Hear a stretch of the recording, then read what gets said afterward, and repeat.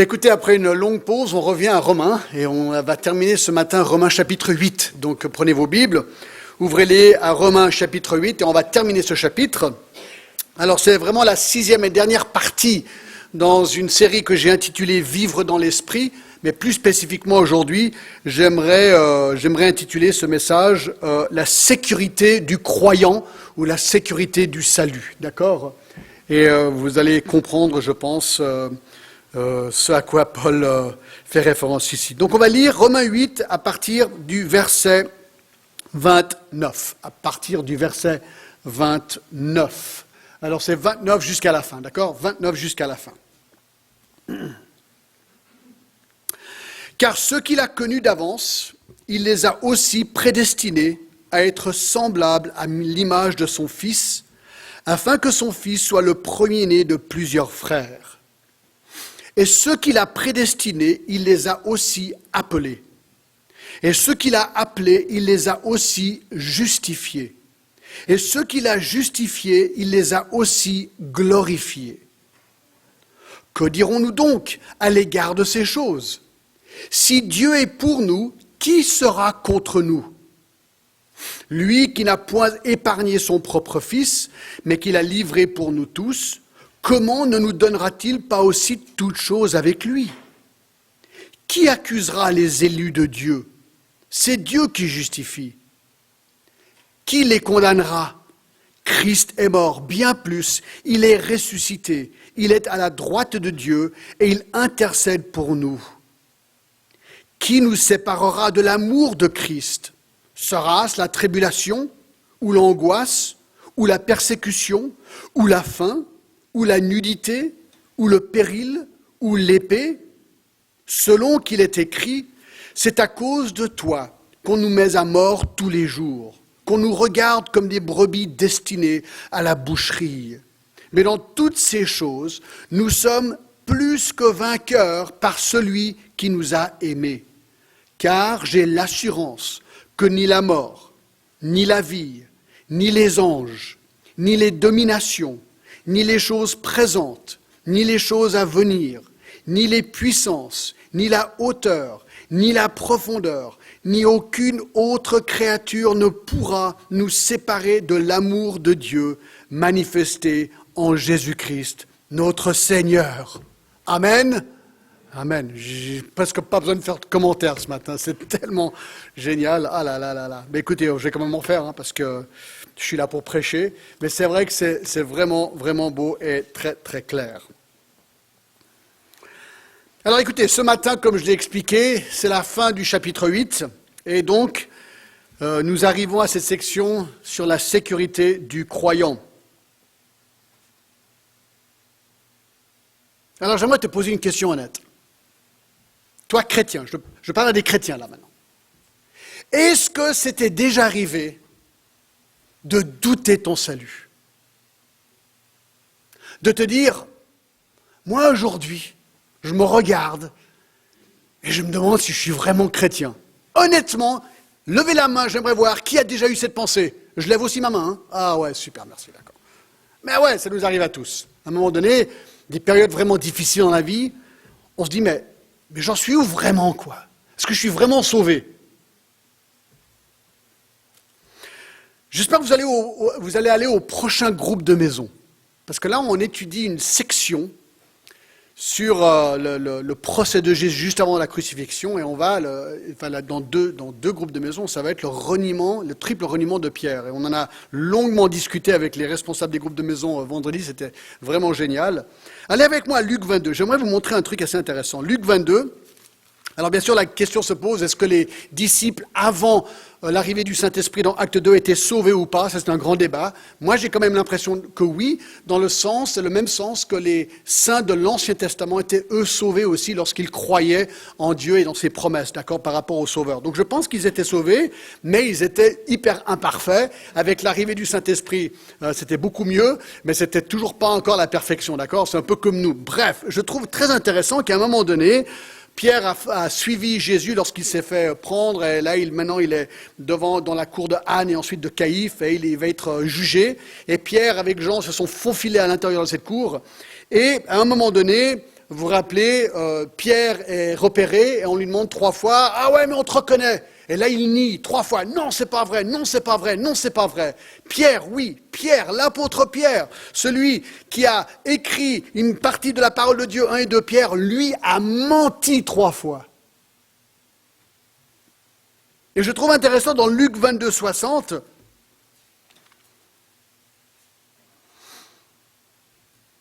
Pierre répondit, « Homme, je ne sais ce que tu dis. » Mais non, je ne le connais pas, Jésus. Mensonge, mais alors total. D'accord? Et au même instant, comme il parlait encore, le coq chanta. Alors vous savez que Jésus avait prédit, n'est-ce pas? Regardez verset 61. Le Seigneur s'étant retourné, regarda Pierre. Pierre est transpercé maintenant par le regard de Jésus. Oh là là, oh le truc quoi. Mais vous vous rendez compte? Et Pierre se souvint de la parole que le Seigneur lui avait dit, avant que le coq chante, aujourd'hui tu me renieras 3 fois. Et regardez le verset 62. Et étant sorti, il pleura amèrement. Alors moi je vous pose cette question. Est-ce que vous croyez que Pierre, à cet instant-là, croyait qu'il était sauvé? Moi, je me dis que Pierre, à ce moment-là, s'est dit, je suis, mais alors, un rien de rien, un nul. Moi, je me demande si j'ai vraiment connu le Seigneur du tout. Moi, je pense qu'il était vraiment, mais cassé, et qu'il était dans une période de doute total. C'est intéressant. Le Seigneur le restaure, le Saint-Esprit arrive dans l'acte 2, Pierre devient un des prédicateurs les plus puissants de l'Église primitive, des gens viennent à Christ, des miracles, c'est incroyable. Lisez Actes, les premiers chapitres d'Actes, Pierre est vraiment l'homme que le Seigneur a choisi pour cette première période, juste après l'arrivée du Saint-Esprit. Et il y a un petit truc absolument incroyable dans Galates 1 et le verset 11, par rapport à ce même Pierre. Renier le Seigneur, restauré par le Seigneur, prédicateur pour le Seigneur, miracle pour le Seigneur. Paul maintenant arrive sur le champ. Galates 2, à partir du verset 11. Paul écrit, mais lorsque Céphas c'est qui? C'est Pierre.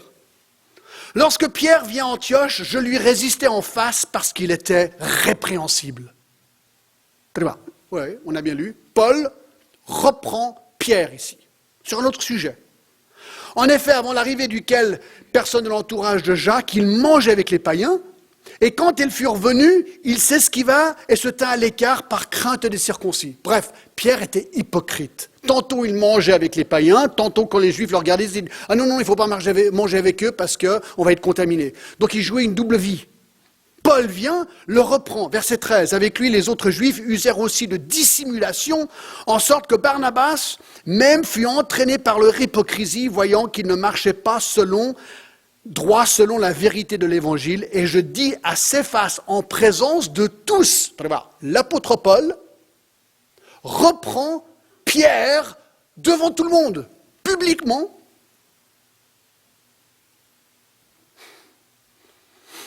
Voyant qu'il ne marchait pas droit selon la vérité de l'Évangile, je dis à Céphas, en présence de tous, si toi qui es juif, tu vis à la manière des païens et non à la manière des Juifs, pourquoi forces-tu les païens à judaïser?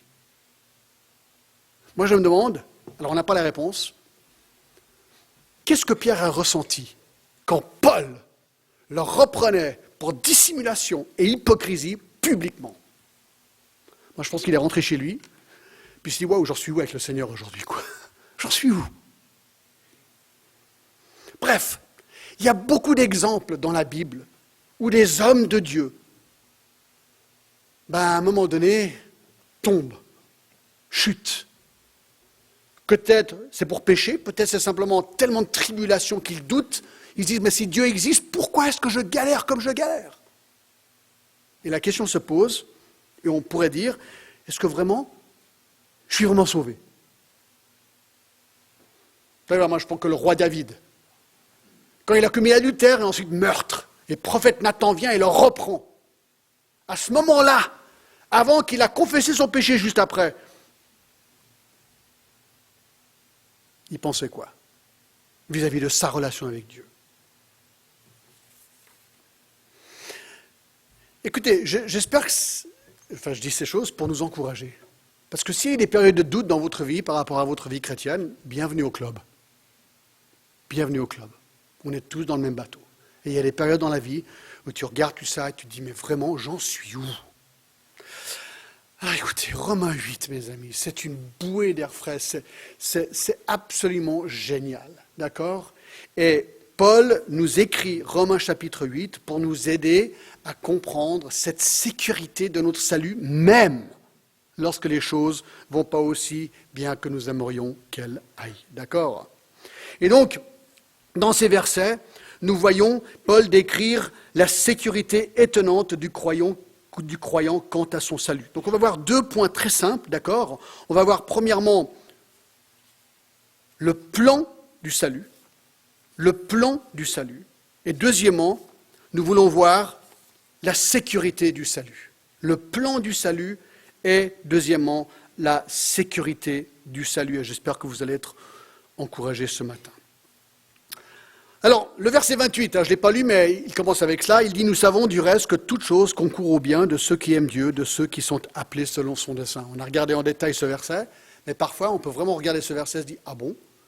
Est-ce que tout ce qui se passe dans ma vie concourt au bien? Alors voilà, c'est ce que Paul va répondre maintenant. Et au verset 29, car ceux qu'il a connus d'avance, il les a aussi prédestinés, etc. Il va nous donner le plan du salut. Et Paul trace ici d'une manière très brève, mais le plan majestueux du salut de Dieu. Et ces premiers versets, cette première partie contiennent 5 verbes qui décrivent comment Dieu a conçu le plan du salut pour les hommes. Donc tenez-vous bien, chrétiens, je parle à des chrétiens, si vous n'êtes pas chrétiens, écoutez, parce que j'espère que ça va vous donner envie de connaître ce Dieu absolument majestueux que nous connaissons. Mais écoutez ce qu'il dit, d'accord? Regardez, 5 verbes. Numéro 1, Dieu nous a connus d'avance. Regardez ce qu'il dit. Car ceux qu'il a connus d'avance. On s'arrête là. La Bible nous dit tout simplement que Dieu nous a connus d'avance. Et le mot grec veut dire connu d'avance. D'accord? Et le mot pour connu d'avance, c'est surtout le mot connaître, parce que c'est un double mot en grec, d'accord? C'est le mot qui parle de l'intimité d'une relation. Par exemple, dans Matthieu 1, 25, il est dit que Joseph n'avait pas encore connu Marie lorsque Marie a été, quand le Saint-Esprit lui a conçu Jésus, d'accord? Donc il est dit que Joseph ne l'a connu point, c'est le même mot ici. Donc, il dit, et aussi dans Matthieu 7, 23, lorsqu'il dit « je ne t'ai jamais connu », parlant d'un non-croyant, c'est un mot très fort d'intimité, d'accord? Et ici, on apprend qu'on a été connu d'avance. L'idée ici, c'est que même avant notre existence, Dieu nous a connus. Alors vous dites, mais comment c'est possible? Bien, alors c'est là où il faut vraiment essayer de comprendre, d'accord? C'est pas facile. Mais dans le sens qu'il savait qu'il allait nous créer, et il commençait déjà avant notre création physique une relation de salut avec nous à ce moment-là, quelque part. Nous n'étions pas encore nés, nous n'étions pas encore sauvés, mais il nous a connus par rapport à notre salut futur. Alors il y a un petit exemple assez époustouflant par rapport à cela. C'est dans Jérémie, chapitre 1 et verset 5. Écoutez ce que la Bible dit. La parole de Dieu me fut adressée en ces mots. Avant que je t'ai formé dans le ventre de ta mère, je te connaissais. Et avant que tu sois sorti de son sein, je t'avais consacré, je t'avais établi prophète des nations. Alors il dit, avant même ta conception, Jérémie, je te connaissais et j'avais déjà décidé que tu serais prophète. Avant même sa conception. Il y a beaucoup de versets qui parlent de ça. Le psaume 139, c'est pareil. Où David réalise qu'il était connu bien avant même qu'il était tissé dans le ventre de sa mère, nous dit ce psaume. Alors on peut dire que le salut, alors dans un sens mystérieux, a commencé avant notre création et a commencé avec notre préconnaissance de Dieu. Il a connu d'avance ceux qui seraient sauvés. Il savait qu'ils seraient sauvés. Alors attention, le salut n'est pas initié par la personne qui décide de recevoir Jésus-Christ comme Sauveur et Seigneur. Non, ici nous voyons que le salut est initié par Dieu. Alors on entend parfois dire sur ce point que Dieu nous a choisis parce qu'il savait dans son omniscience qu'on allait croire. Donc Dieu savait au tout début de l'éternité, parce qu'il était, il a pas de, comment dire, il est éternel, Dieu, d'accord? Mais il savait que j'allais croire, donc il m'a choisi. Alors on entend souvent cette théorie. Mais cela ne peut pas être correct, car cela voudrait dire que le salut commence avec la foi de l'homme, et que Dieu agirait en fonction de la foi de l'homme. Or, ce verset nous dit l'opposé. Il nous dit que Dieu nous a connus d'avance. Tout commence avec Dieu. Ça, c'est la grâce. Le salut nous est donné de manière imméritée. C'est un don gratuit. Nous ne pouvons rien faire pour le mériter. Et ça, c'est évident, puisqu'on a été aimé avant même notre création. Donc, ça n'a rien à voir avec moi, et ni toi.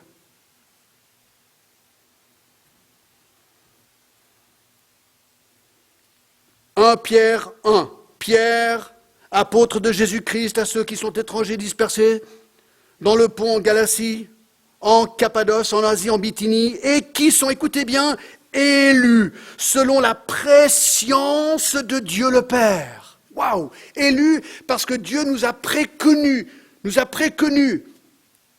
par la sanctification de l'Esprit afin qu'ils deviennent obéissants et qu'ils participent à l'aspersion du sang de Jésus-Christ. Mon salut a été initié par Dieu dans le passé. Donc ça c'est numéro 1, Dieu nous a connus d'avance. Numéro 2, Dieu nous a prédestinés. Romains 8, 29b.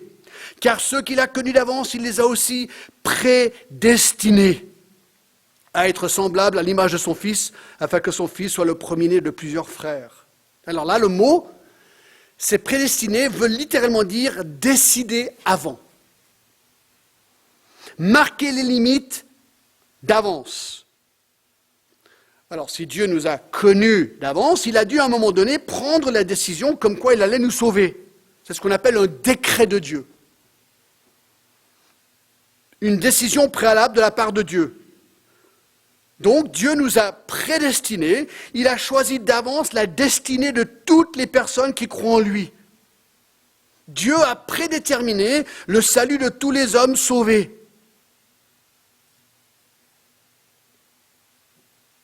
Et qu'a-t-il spécifiquement prédestiné vis-à-vis de nous? Regardez ce qu'il dit au verset 29. Ceux qu'il a connus d'avance, il les a aussi prédestinés à être semblables à l'image de son Fils, afin que son Fils soit le premier-né de plusieurs frères. Donc ça nous apprend que même avant la fondation du monde, avant notre création, il y avait une relation entre le Père et le Fils, et que là il nous a préconnus et prédestinés à être semblables à son Fils, parce qu'il savait qu'il allait envoyer son Fils, qu'il mourrait pour nous, qu'on croirait en lui et qu'on serait sauvés. C'est incroyable.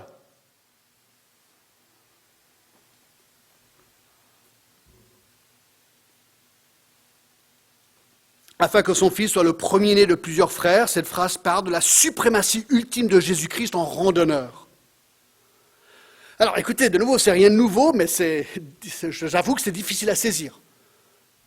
Alors, moi j'accepte, parce que c'est la parole de Dieu, elle est inspirée.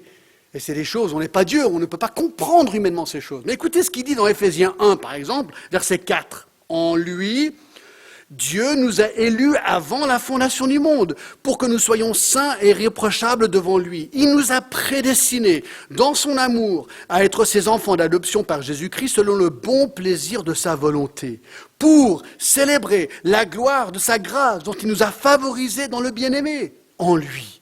Nous avons la rédemption par son sang, le pardon des péchés, selon la richesse de sa grâce. Ben oui, ça c'est normal, puisqu'il nous a élus et nous a bénis d'avance, et prédestinés, nous dit ces textes.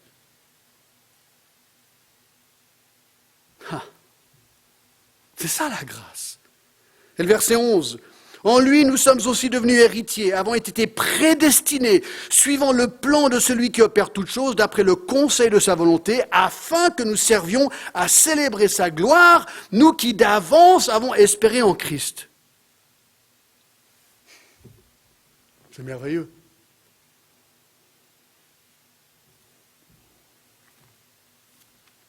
Vous voulez entendre un petit verset incroyable? Acte 13, 48. L'annonce est prêchée, Paul se tourne vers les païens, il prêche aux païens. Verset 48, les païens se réjouissaient en entendant cela et ils glorifiaient la parole du Seigneur et tous ceux qui étaient destinés à la vie éternelle crurent. Attendez voir, je répète. Et tous ceux qui étaient destinés à la vie éternelle crurent. Alors, il y a beaucoup de gens qui ont de la peine avec cette doctrine de la prédestination. Ils n'aiment pas le fait que ceci donne l'impression que l'homme ne contribue à rien à son salut. Eh bien, si c'est ce que tu comprends, c'est juste. C'est absolument juste. Car, Éphésiens 2:8, c'est par la grâce que vous êtes sauvés, par le moyen de la foi. Cela ne vient pas de vous. C'est le don de Dieu. Si c'est un don de Dieu, ça n'a rien à voir avec moi. C'est un don de Dieu, pas par les œuvres, afin que personne ne se glorifie.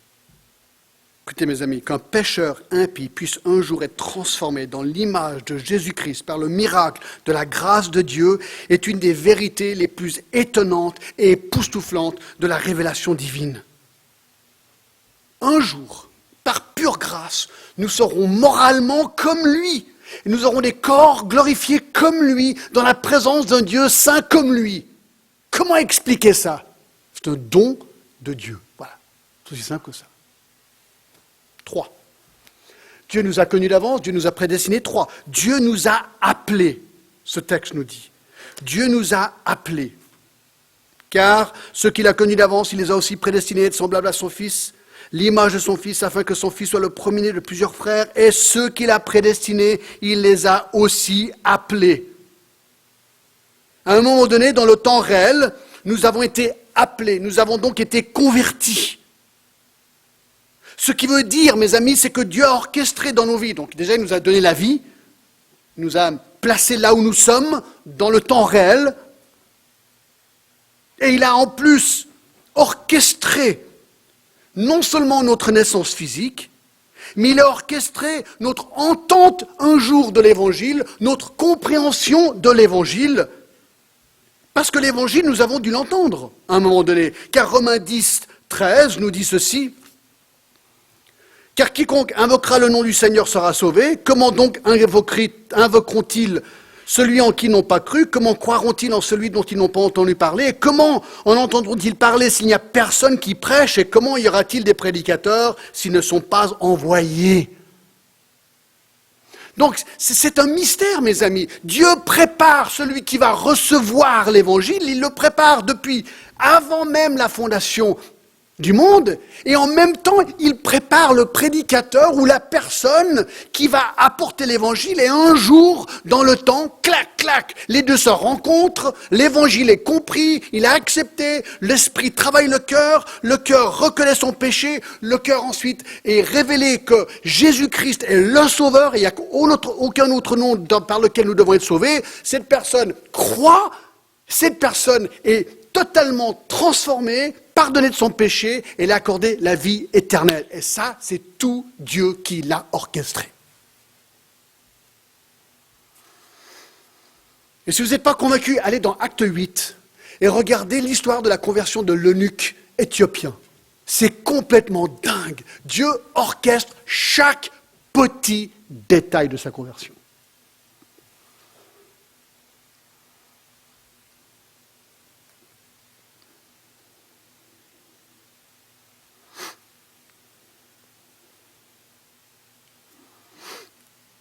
Écoutez ces versets, 2 Thessaloniciens 2, 13. Pour nous, frères bien-aimés du Seigneur, nous devons à votre sujet rendre continuellement grâce à Dieu, parce que Dieu vous a choisi dès le commencement pour le salut, par la sanctification de l'Esprit et par la foi en vérité. C'est à quoi il vous a appelé par notre évangile, pour que vous possédiez la gloire de notre Seigneur Jésus-Christ. Ce n'est pas une doctrine sur un ou deux versets. La Bible est remplie de cette doctrine, de la souveraineté de Dieu à l'égard du salut des hommes. Vous dites, mais est-ce que ce n'est pas injuste par rapport aux non-croyants? Comment est-ce que Dieu peut envoyer en enfer celui qui n'a pas été élu par Dieu? Je savais que vous vouliez poser cette question. Ça ne paraît pas juste. Dieu choisit certains, est-ce que ça veut dire que alors il a prédestiné ceux qui ne seront pas sauvés? Alors, ça c'est une logique humaine. Ce qu'il faut bien comprendre, c'est que la Bible ne dit jamais cela. La Bible dit que Dieu a élu ceux qui vont croire à croire, ça oui, il prédestine ceux qui vont être sauvés, mais la Bible ne dit jamais qu'il prédestine ceux qui ne vont pas être sauvés. C'est ce qu'on appelle la doctrine de la double prédestination. La Bible dit en revanche que si quelqu'un va en enfer, elle y va parce qu'elle a rejeté, elle est responsable pour son rejet du salut. Et là, par exemple, on le voit dans Jean 3, et verset 18, « Celui qui croit en lui, donc en Christ, n'est point jugé, mais celui qui ne croit pas est déjà jugé parce qu'il n'a pas cru au nom du Fils unique de Dieu. » Donc, l'homme est condamné pour son incrédulité. Et en plus, alors maintenant, tenez-vous, si vous c'est pas encore clair, c'est incroyable ça. 2 Pierre 3,9 dit ceci, « Le Seigneur ne tarde pas dans l'accomplissement de la promesse, comme quelques-uns le croient, il use de patience envers vous, ne voulant pas qu'aucun périsse, mais voulant que tous arrivent à la repentance. » Il veut que tous les hommes se repentent et viennent à Christ pour être sauvés. Ça, c'est ce qu'il veut.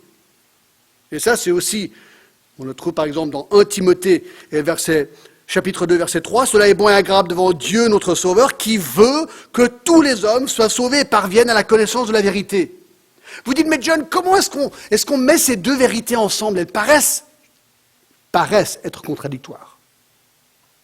D'un côté, Dieu nous élit, nous élus, je ne sais pas comment on dit dans le présent, il nous choisit, d'accord, pour être sauvés. De l'autre côté, nous sommes responsables pour croire, car Dieu a tant aimé le monde qu'il a donné son Fils unique afin que quiconque croit en lui ne périsse point, mais qu'il ait la vie éternelle. John, comment on met ces deux vérités ensemble? Je ne sais pas. Honnêtement, je ne sais pas. Mais c'est ce que la Bible enseigne. C'est ce que la Bible enseigne. Et nous devons vivre avec cette tension. Quelqu'un l'a dit dans notre étude biblique l'autre soir, parce qu'on parlait de ce sujet. C'est comme il y a une porte. Il y a la porte du ciel, d'accord? Et sur cette porte, c'est marqué « Tous ceux qui croient peuvent rentrer ». Une fois que tu rentres, tu regardes en arrière, seuls les élus rentrent. C'est comme ça. C'est pour ça qu'on annonce l'Évangile. C'est pour ça que la Bible nous dit d'annoncer l'Évangile. Nous ne savons pas qui est élu. Nous ne savons pas comment Dieu opère ces choses. Mais elles sont là, elles sont claires. Mais ça continue, regardez. 4. Dieu nous a justifiés. Verset 30. Et ceux qu'il a prédestinés, il les a aussi appelés. Ceux qu'il a appelés, il les a aussi justifiés. On a déjà beaucoup discuté de ce terme. Le mot justification veut dire tout simplement, c'est un terme légal qui veut dire rendre quelqu'un de juste, innocenter ou acquitter quelqu'un. Si un homme apparaît devant un juge et qu'il est acquitté, cela veut dire qu'il est déclaré innocent. Et voilà ce qui est surprenant avec la justification biblique. L'homme est pleinement coupable pour son péché. Tout son péché. Le salaire du péché, c'est la mort. Il n'y a pas un homme sur terre qui ne pêche pas. Nous sommes tous coupables devant Dieu. Et pourtant, Dieu, dans sa miséricorde, nous acquitte. Il nous déclare innocents à cause du sang précieux de son Fils Jésus-Christ. Lui a pris notre peine et mort à notre place. Et donc, nous sommes déclarés innocents. Romains 3 en parle, verset 23. « Car tous ont péché, sont privés de la gloire de Dieu, mais ils sont gratuitement justifiés par sa grâce, par le moyen de la rédemption qui est en Jésus-Christ. » Ben voilà. Gratuitement déclarés innocents. Vous dites, mais c'est pas juste, non, c'est de la grâce. C'est la grâce. Et 5. Dieu nous a glorifiés. Regardez verset 30.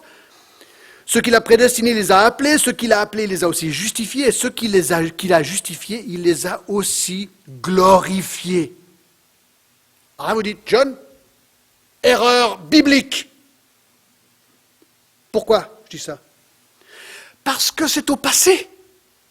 Il dit, il les a aussi glorifiés. Or, on sait très bien, la glorification, c'est quoi? C'est le jour où on ne sera plus dans ce corps et on sera traduit, on sera au ciel. Ça, c'est notre glorification. Mais alors, comment est-ce que c'est au passé? Erreur dans la Bible.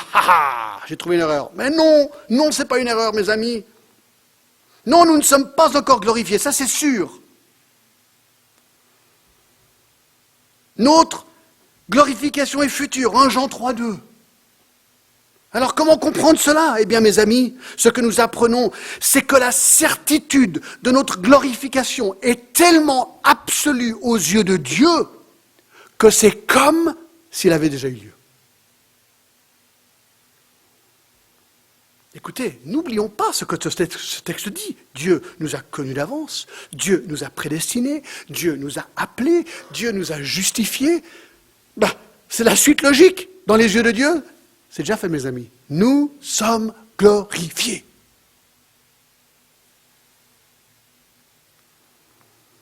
Alors, qu'est-ce qu'on conclut de cette première partie, le plan de notre salut? Eh bien, écoutez, c'est génial. Romains 8,1. Il n'y a donc maintenant aucune condamnation pour ceux qui sont en Jésus-Christ. Si tu es en Jésus-Christ, tu ne seras jamais, jamais, jamais, jamais, jamais condamné pour ton péché, parce que Jésus a été condamné pour ton péché. Verset 2, nous avons été affranchis de la loi du péché à cause de Jésus-Christ. Verset 9, nous avons reçu l'Esprit de Dieu qui vit en nous. Verset 10, nous avons reçu Jésus-Christ qui vit en nous. Verset 15, nous avons été adoptés dans la famille de Dieu et nous sommes enfants de Dieu. Verset 17, nous sommes co-héritiers avec Christ. Versets 26 et 27, nous avons l'Esprit de Dieu qui intercède pour nous. Verset 29, nous avons été connus d'avance. Verset 29, nous avons été prédestinés. Verset 30, nous avons été appelés. Verset 31, nous avons été justifiés. Verset 30, notre avenir est tellement certain que Dieu dit que nous avons déjà été glorifiés. Mes amis, comment un chrétien pourrait-il douter d'un instant son salut et la sécurité de son salut? Comment pourrait-il dire avec tout ça, tiens, est-ce que je suis vraiment sauvé, quoi? Non, si Christ est ton sauveur et ton Seigneur, si tu étais à placer ta foi en lui, tu es chrétien. Ces choses sont vraies de toi. Et qui pourrait mettre un doute ou mettre en péril la sécurité de ce salut? Bonne question. Là, c'est la prochaine section. Et on la parcourt, c'est génial, regardez. Oui, parce que certains vont se dire, oui, mais John, d'accord, ok, théologiquement, ok, mais franchement, il y a quand même, je sais pas, des fois ça va mal dans la vie, peut-être je peux pécher, peut-être il y a des choses que je pourrais faire qui annuleraient ce salut. Non? Paul répond. Deuxième section, la sécurité du salut. Paul veut balayer une fois pour toutes qu'une personne pourrait avoir, le doute qu'une personne pourrait avoir concernant la certitude de son salut. Il va poser 6 questions et donner des réponses à ces 6 questions. Et si vous n'êtes pas convaincu après ça, il faudra qu'on en discute, d'accord? Parce que là, j'ai plus de réponse. C'est vraiment époustouflant. Regardez ces 6 questions, vous allez comprendre. Première question, si Dieu est pour nous, qui sera contre nous? Regardez le verset 31. Verset 31. Qui dit, que dirons-nous donc à l'égard de ces choses? Si Dieu est pour nous, qui sera contre nous? Alors, qu'est-ce qu'il est en train de dire? Si Dieu est pour nous, qu'est-ce que ça veut dire? C'est ce qu'on vient de voir. S'il m'a épargné la condamnation en Jésus-Christ, à cause de Jésus-Christ, s'il m'a affranchi de la loi du péché à cause de Jésus-Christ, s'il m'a donné l'Esprit qui vit en moi, s'il m'a donné Jésus-Christ qui vit en moi, s'il m'a adopté dans sa famille en faisant de moi un enfant, s'il a fait de moi un co-héritier, s'il m'a donné l'Esprit de Dieu qui intercède pour moi, s'il m'a connu d'avance, s'il m'a prédestiné, s'il m'a appelé, s'il m'a justifié, et si ma gloire est assurée, si Dieu a fait tout ça dans ma vie, qui sera contre moi? De qui est-ce qu'on parle ici? Dieu. Dieu a fait ces choses.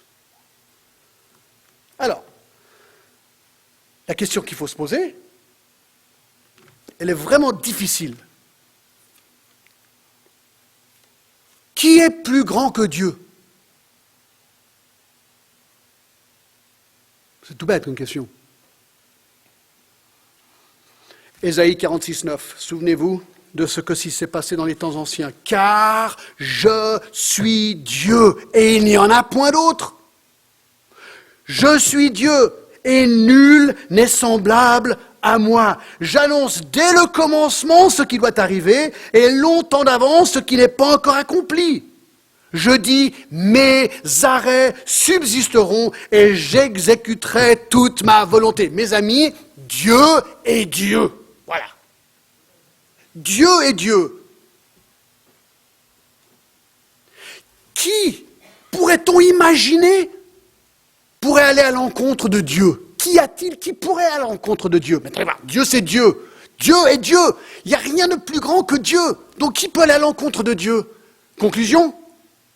Personne. Donc, peut-on imaginer une menace éventuelle? Ben non, on ne peut même pas en imaginer une.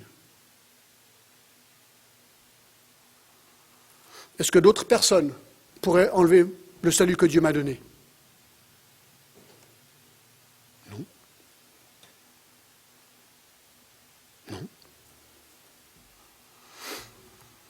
Si on n'est pas convaincu, Jésus en a parlé de cela. Jean 10, 27.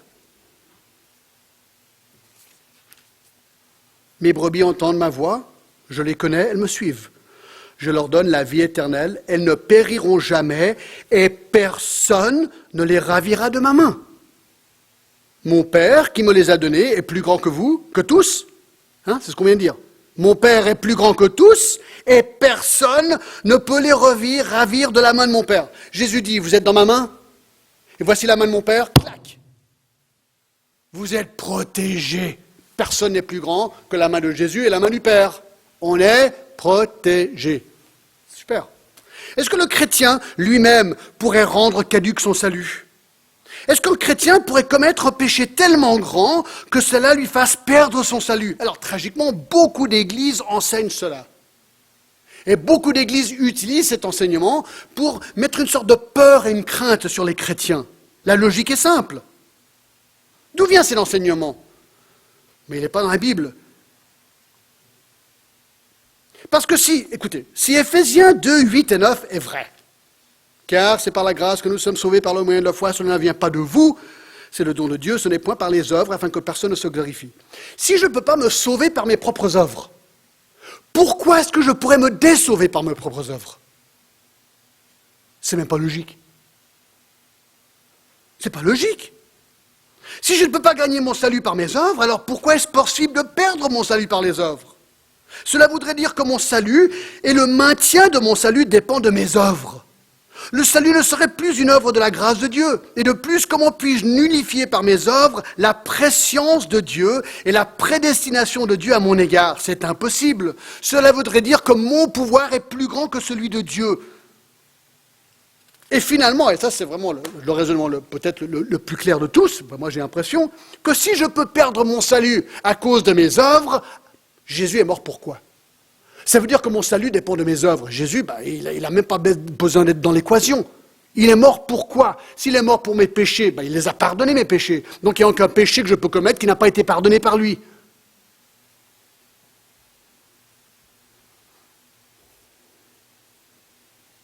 Vous dites, il y en a un, John, c'est le péché impardonnable. Ah, je savais que vous alliez poser la question. Eh oui, c'est quoi ce péché? C'est le péché d'incrédulité à l'égard de Jésus-Christ et de conclure, selon Matthieu 12, que Jésus est satanique. Alors si tu fais ça, si c'est vraiment... Moi j'ai entendu une personne une fois me dire qu'elle pensait que Jésus était Satan, je me suis dit, tiens, je me demande s'il a peut-être déjà commis ce péché l'impardonnable. C'est l'incrédulité. Les gens qui meurent sans Christ, quelque part, sont morts incrédules. Est-ce que Satan peut m'ôter mon salut? Satan. Écoutez, Satan est un être créé. Lucifer était un ange créé par Dieu. Donc voilà la réponse. Il est en dessous de Dieu. Regardez Job. Satan ne peut pas agir à l'extérieur de la volonté permise de Dieu. Il n'est pas plus puissant que Dieu, même s'il est très puissant. Alors, c'est vrai, Apocalypse 12:10 dit qu'il nous accuse, il nous accuse, il nous accuse. Zacharie 3:1 nous dit qu'il nous accuse. Ah, Satan, il est puissant, il veut vraiment nous faire douter, ça c'est sûr. Il est l'accusateur des frères. Mais nous avons un avocat auprès du Père, qui? Jésus-Christ. Mais attendez voir. Oui, il nous accuse. C'est pour ça que des fois tu dis, oh là là, est-ce que je suis vraiment sauvé? Alors n'écoute pas Satan, écoute Dieu. Oui, la parole de Dieu me dit que je suis sauvé.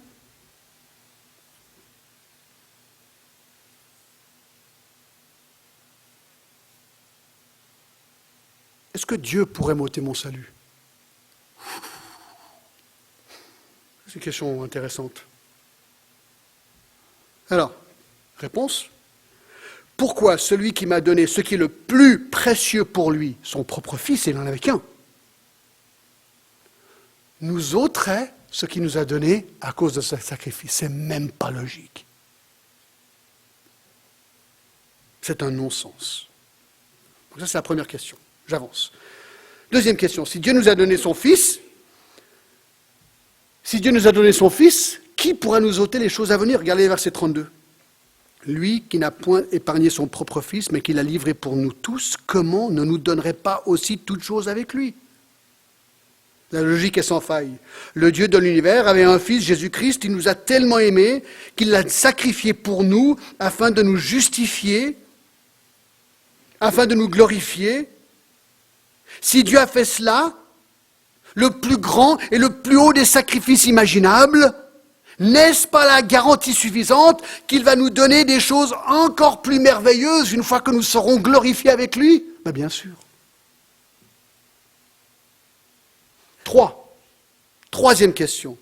Si Dieu nous a justifiés, qui peut nous accuser? Regardez verset 33. Qui accusera les élus de Dieu? C'est Dieu qui justifie. Moi, j'aime bien cette logique. Vous voyez ce qu'il dit ici, Paul? Ce que je disais tout à l'heure. Réfléchissez un peu. C'est Dieu qui parle ici. C'est Dieu qui justifie. Qui est plus grand que Dieu? Personne. C'est pour ça qu'il dit au verset 33, qui accusera les élus de Dieu? Satan? C'est qui Satan? Comparé à Dieu? C'est Dieu qui justifie.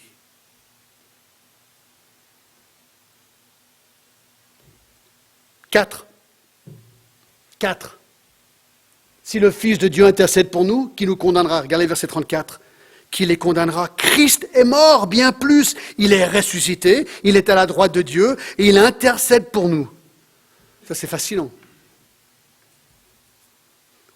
Alors, on apprend que l'unique Fils de Dieu est mort, ressuscité, est à la droite de Dieu, et qu'il intercède, il prie pour nous.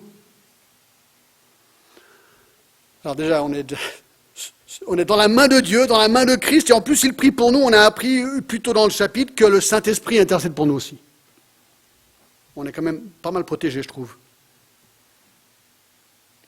Y a-t-il une puissance plus grande que celui qui prie pour nous? Non. Philippiens 2, c'est pourquoi aussi Dieu, verset 9, l'a souverainement élevé, lui a donné le nom qui est au-dessus de tout nom, afin qu'au nom de Jésus, tout genou fléchisse dans les cieux, sur la terre et sous la terre, et que toute langue confesse que Jésus-Christ est Seigneur à la droite, à la gloire de Dieu le Père. Qui peut nous condamner? Non, c'est la Cour suprême. Nous sommes au plus haut. Il n'y a personne de plus haut.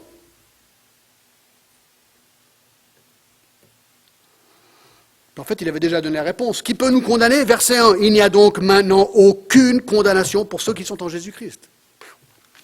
5e question. Si Jésus-Christ nous a tant aimés, qui peut nous séparer de son amour? Regardez verset 35. Qui nous séparera de l'amour de Christ? Mais si tout ce qu'on vient de dire est vrai, écoutez, c'est un amour, c'est le plus grand amour imaginable, parce qu'il est évoqué par Dieu et son propre Fils.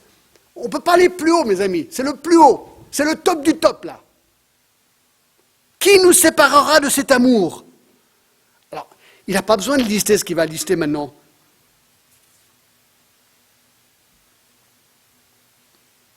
Mais il le fait quand même.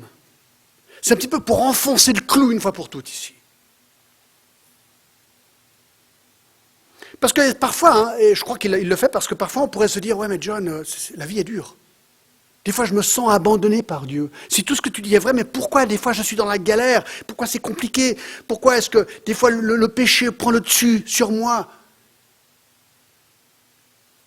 Qui nous séparera de l'amour de Christ? Regardez ce qu'il dit. Est-ce que c'est la tribulation? Simplement pression, difficulté ici. Des difficultés de toutes sortes, que ce soit persécution ou autre, ou émotionnelle. Dans Corinthiens 7, 28, il parle des difficultés liées au mariage. C'est les difficultés de la vie. Parfois, il y a des grosses difficultés. Il y a des gens qui ont des très, très grosses difficultés dans la vie. Ça, on est d'accord. Est-ce que ça veut dire que Dieu nous aime moins? Est-ce que ça veut dire que si je suis dans la difficulté, eh bien, je suis séparé de l'amour de Dieu? Il répond quoi? Non. Non. Non, les difficultés font partie de la vie. Nous sommes dans un monde déchu. Ça n'a rien à voir avec l'amour de Dieu. Ou l'angoisse. L'idée, c'est d'être pressé, pressé comme un citron. Quand je suis coincé dans un petit espace, je suis incapable d'en sortir, tout va mal, tout s'écroule autour de moi. Dieu, où es-tu? Je t'aime. Je t'aime. Est-ce qu'on peut être séparé de l'amour de Dieu à cause de l'angoisse? Non. Et persécution, prochain mot. Oui, mais lorsque j'étais à Bruxelles l'autre jour, je prêchais là-bas, il y a un jeune qui est venu vers moi, il était d'un pays arabe, et il m'a raconté en 5 minutes les souffrances et les persécutions que lui et sa famille ont vécues pour l'évangile, et là il est sorti par la grâce de Dieu, il est en Belgique aujourd'hui. Je me suis dit, mais c'est incroyable. Est-ce que ça veut dire que Dieu nous aime moins si nous sommes persécutés? Non. Jésus a dit, si vous me suivez, vous serez persécutés. Ça fait partie de la vie, ça fait partie de notre lot. Et la fin, dit-il? Et la fin? Si un jour je ne peux pas m'acheter à manger, écoutez, préparons-nous. Bon, ça dépend de votre perspective eschatologique. Moi, je crois qu'on va partir avant la grande tribulation, mais certains pensent qu'on y sera. Alors si on y est, préparez-vous. Parce que l'Antichrist, attention, il va marquer les gens avec le chiffre 666, Apocalypse 13, et on ne pourra même pas acheter ni vendre. Il y aura de la famine. Est-ce que ça veut dire qu'il va nous aimer moins? Non. Il nous a tout prédit. Non. Nudité, manque de besoin. Est-ce que ça veut dire que si j'ai un manque de besoin flagrant, je suis moins aimé? Non. Et les périls, de tous les dangers? Non. Paul a été naufragé. Non. Et l'épée? Et si je dois mourir pour le Seigneur, est-ce que ça veut dire qu'il m'aime moins? Non. Non. Non, toutes ces choses ne sont aucune preuve comme quoi Dieu nous aime moins. Et malheureusement, dans certaines églises, et surtout on le voit de plus en plus, il y a cette doctrine de la prospérité. Et ils vous disent, mais t'as voir, si vraiment tu es chrétien, Dieu t'aime, et il veut faire de toi un homme en bonne santé et riche. Faux, mes amis. Ça, c'est une erreur. C'est un mensonge. Non. Comment répondre alors au verset 35? Non. Dieu m'aime, même dans la tribulation, dans l'angoisse, dans la persécution, dans la faim, dans la nullité, dans le péril, dans l'épée. Point à la ligne. Selon qu'il est écrit. 6e question, si nous souffrons pour Christ, est-ce que cela signifie que nous sommes déchus de sa grâce? Verset 36. Selon ce qu'il est écrit, c'est à cause de toi que nous sommes mis à mort tous les jours, qu'on nous regarde comme des brebis destinées à la boucherie. Mais non, il dit, écoute, chrétien, réveille-toi. On ne devient pas chrétien pour avoir une belle vie, c'est tout le contraire. On devient un chrétien et avec Jésus-Christ, nous serons persécutés, tôt ou tard.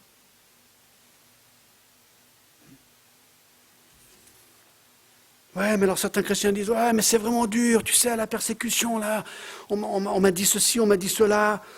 Ah, je suis déprimé, quoi. Il faut vraiment que je prenne des vacances. C'est compliqué, John. Tu comprends pas la persécution avec ma vie chrétienne. Je comprends, hein. Humainement, on a parfois cette perspective. Mais regardez la suite du verset, c'est incroyable. Mais dans toutes ces choses, nous sommes plus que vainqueurs par celui qui nous a aimés. Dans toutes ces choses.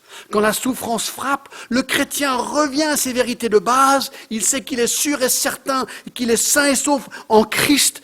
Et il peut persévérer dans sa foi et ne pas être ébranlé ainsi. Mais sur quelle base est-ce qu'il peut être plus que vainqueur? Par celui qui nous a aimés. Tout revient à Christ. Et avec ça, il conclut. Regardez, ces derniers 2 versets, c'est très rapide, mais là, ça c'est le feu d'artifice, d'accord? Paul termine ce chapitre en explosant dans un hymne de reconnaissance auprès de Dieu pour l'assurance qu'il nous donne par rapport à notre salut.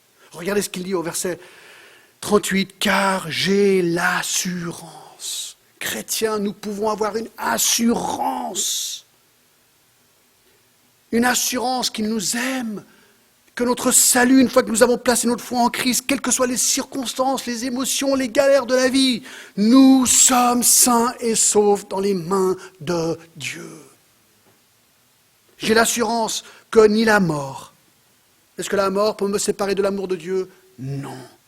Qu'est-ce qu'il dit? Car j'ai l'assurance que ni la mort, ni la vie. Est-ce que des grandes tribulations dans cette vie peuvent me séparer de l'amour de Dieu? Non. Ni les anges. C'est une situation hypothétique. Est-ce qu'un ange pourrait nous séparer de l'amour de Dieu manifesté en Jésus-Christ? Non. Les dominations.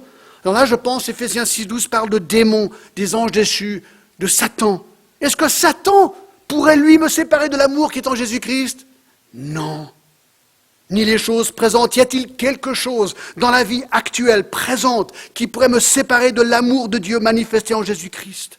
Non. Et ni les choses à venir. Y a-t-il quelque chose dans l'avenir qui pourrait me séparer de l'amour de Dieu en Jésus-Christ? Non. Non, ce qui nous attend, c'est nos glorifications. C'est tout le contraire. Ni les puissances, dit-il. Verset 39. Dynamisme, probablement. Est-ce que c'est quelque chose de miraculeux ou simplement les autorités gouvernementales? Ça pourrait aussi être ça, on ne sait pas trop. Hypothétiquement, est-ce que quelque chose de miraculeux ou est-ce que les autorités pourraient nous séparer de l'amour de Dieu en Jésus-Christ? Réponse, non. Est-ce que les hauteurs, en termes astrologiques, est-ce qu'il y a quelque chose dans les hauteurs du ciel qui pourrait me séparer de l'amour de Dieu en Jésus-Christ? Même si une comète tombait sur Genève. Est-ce que ça me séparait de l'amour qui est en Jésus-Christ? Non. Ni les profondeurs, en termes marins. Y a-t-il quelque chose dans les profondeurs de la mer qui pourrait me séparer de l'amour de Dieu manifesté en Jésus-Christ? Non. Non. Ni aucune autre créature. Est-ce qu'il y a quelque chose de créé qui pourrait nous séparer de l'amour de Dieu en Jésus-Christ? Quelque chose? Réponse non. Verset 38. Car j'ai l'assurance que ni la mort, ni la vie, ni les anges, ni les dominations, ni les choses présentes, ni les choses à venir, ni les puissances, ni les hauteurs, ni les profondeurs, ni aucune créature, regardez, ne pourra nous séparer de l'amour de Dieu manifesté en Christ notre Sauveur. Pourquoi? Pourquoi? Parce qu'il nous a connus d'avance, parce qu'il nous a prédestinés, parce qu'il nous a appelés, parce qu'il nous a justifiés et parce qu'il nous a glorifiés. Est-ce que je peux entendre un Amen? Waouh! Alors je conclue avec un verset. Le psaume 56, 4.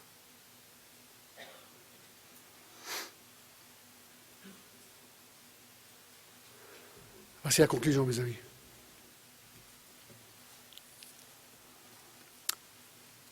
Quand je suis dans la crainte,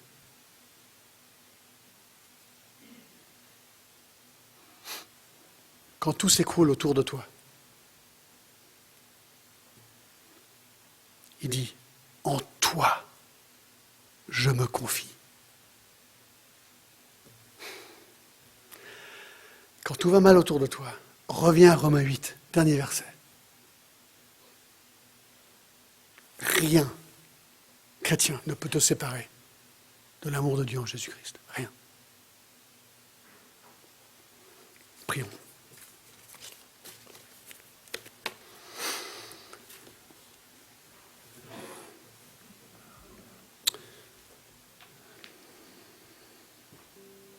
J'ai plus rien à dire en fait. Je crois que tout est dit.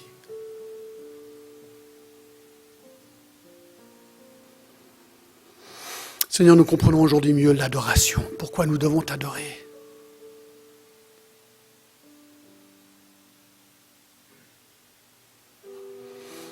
Seigneur, tu es notre Dieu.